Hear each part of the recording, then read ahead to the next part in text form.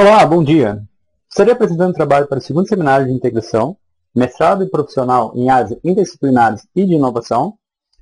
O título do meu trabalho é Clusters PDCU, Paládio-Cobre, um estudo por teoria funcional da densidade. Meu nome é Guilherme de Souza Francisco, eu sou aluno do curso de Física pela Universidade Federal de Goiás, campus Catalão. Sou orientado pelo professor Dr. Newton Luiz Moreira, do Departamento de Física. Pois bem, vamos lá. Neste trabalho, nós iremos apresentar um estudo sobre as estruturas geométricas e eletrônicas de clusters bimetálicos de paládio e cobre com poucos átomos. Nós colocamos apenas m mais n igual a 6. Fizemos tudo isso por teoria funcional da densidade. Nós obtivemos estruturas geométricas utilizando dois tipos de funcionais, o B3LIP e o PBE. Nós observamos que clusters PDN com n maior ou igual a 5 e clusters de cobre CUM com m maior ou igual a 5 são estruturas 3D. Nós tentamos investigar a estabilidade desses clusters para esse sistema. Nós calculamos, então, a energia de ligação e dissociação para obter essas informações, e é disso que nós vamos tratar nesse trabalho aqui. Tem sido um campo muito atrativo esse estudo das propriedades geométricas, eletrônicas e químicas. Sua importância está associada tanto ao desenvolvimento teórico dos pontos de vista de um melhor entendimento da relação entre tamanho, geometria e propriedades eletrônicas em sistemas quânticos, como também do ponto de vista industrial, cobrindo uma grande quantidade de aplicações, como, por exemplo, processos em catálise. As propriedades gerais dos clusters são governadas pela sua geometria e estrutura eletrônica. Aqui nesse trabalho nós utilizamos o paládio, que é um metal de transição que tem uma reconhecida importância em processos de catálise. Portanto, você encontrará nesse trabalho a organização da seguinte maneira. Na seção 2, estaremos apresentando a metodologia que nós usamos para gerar as estruturas e o método computacional utilizado. Na seção 3, nós vamos apresentar nossos resultados e discussões. E, finalmente, na seção 4, nós vamos apresentar nossas conclusões acerca desse trabalho. Vamos falar, então, da metodologia. Para a obtenção da estrutura, nós partimos de uma estrutura previamente optimizada, o PD2-CO4. E, a partir dela, todas as outras foram geradas. Como você pode ver aqui, nessa tabela, nós partimos desse PD2-CU, que você está vendo aqui, e fizemos substituições até chegar no cobre 6 e PD6, fazendo para todas as outras famílias, por exemplo, m mais n igual a 5, m mais n igual a 4, até chegar m mais n igual a 2. Todas essas estruturas elas foram otimizadas via DFT, dentro da aproximação GGA, utilizando o funcional de troca-correlação PBE e funcional híbrido B3LIP, como implementado no pacote Gaussian 03. Utilizamos uma base com pseudopotencial incluso, levando em conta efeito relativístico que influencia os elétrons na camada de valência obtidas pelo EMSL. Vamos falar dos nossos resultados então agora. Primeiramente, vamos falar das estruturas geométricas. Veja essa figura. A parte superior, que você está vendo aqui, da figura, ela apresenta as estruturas calculadas usando o funcional PBE. E a parte inferior apresenta as estruturas usando o funcional de troca-correlação B3LIP. Nós adotamos uma referência para compararmos os nossos resultados. Vejam bem, para n igual a 4, os clusters PD4, CO4, elas apresentam nas estruturas, no funcional BLIP, elas apresentam serem planares e estruturas tridimensionais para PD2CO4, PDCU4 e PD3CU. O mesmo comportamento pode ser observado para o PBE. Discordâncias podem ser encontradas nos clusters em PD4 e PD3CU.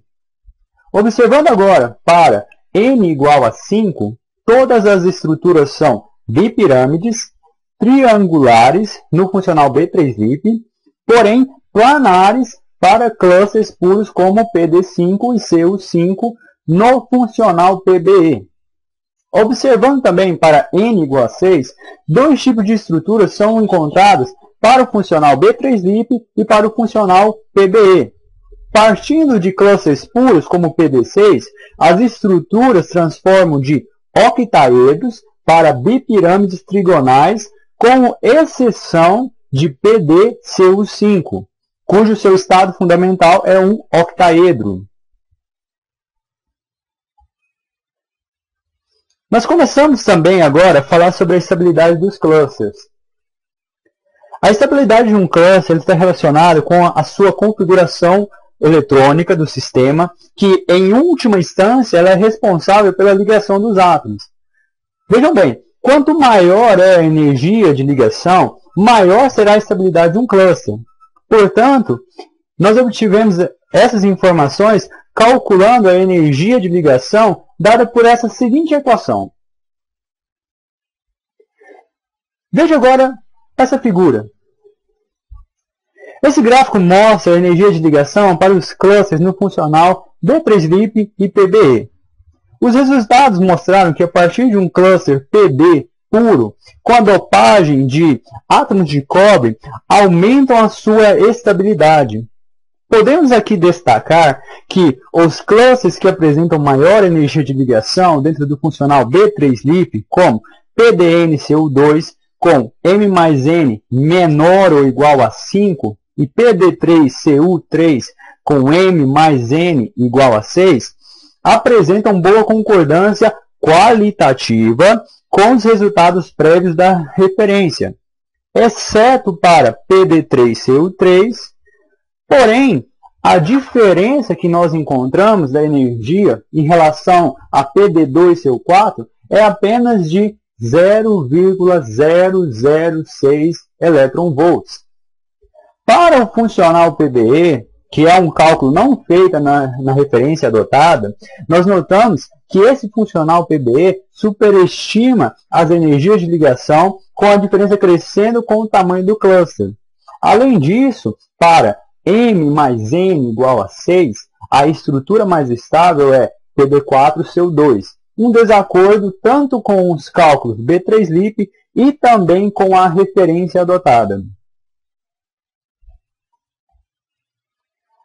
Para obtivermos mais informações ainda sobre a estabilidade dos clusters, calculamos agora a energia de dissociação, que é a energia necessária para remover um átomo do cluster. A energia de dissociação também é responsável por determinar a estabilidade relativa do sistema, dada pela seguinte equação. Essa e essa também. A equação 2 é para a dissociação de um átomo de cobre do cluster PDN-CuN, e a equação 2.1 é para a dissociação de um átomo de cobre do cluster PDN-CuN. Veja agora essa figura. Esse gráfico é obtido da equação 2. Observando primeiramente os clusters puros, notamos que para o funcional B3LIP, o PD4 tem maior estabilidade em relação aos seus vizinhos, porém, para o funcional PBE, verifica-se que ele se desloca para PD3. Para os clusters mistos, pode-se observar a energia de dissociação depende da composição do cluster do átomo de cobre.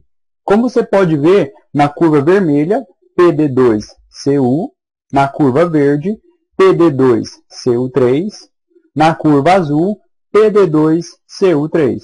O mesmo pode ser verificado para o funcional PBE. Veja esse segundo gráfico. Esse gráfico é referente à equação 2.1. Nesse gráfico, mostra uma curva de energia de dissociação de um átomo de cobre do cluster PDN-CuM para os funcionais B3LIP e BBE. Novamente, é possível observar que a energia de dissociação possui forte dependência com o número do átomo de cobre.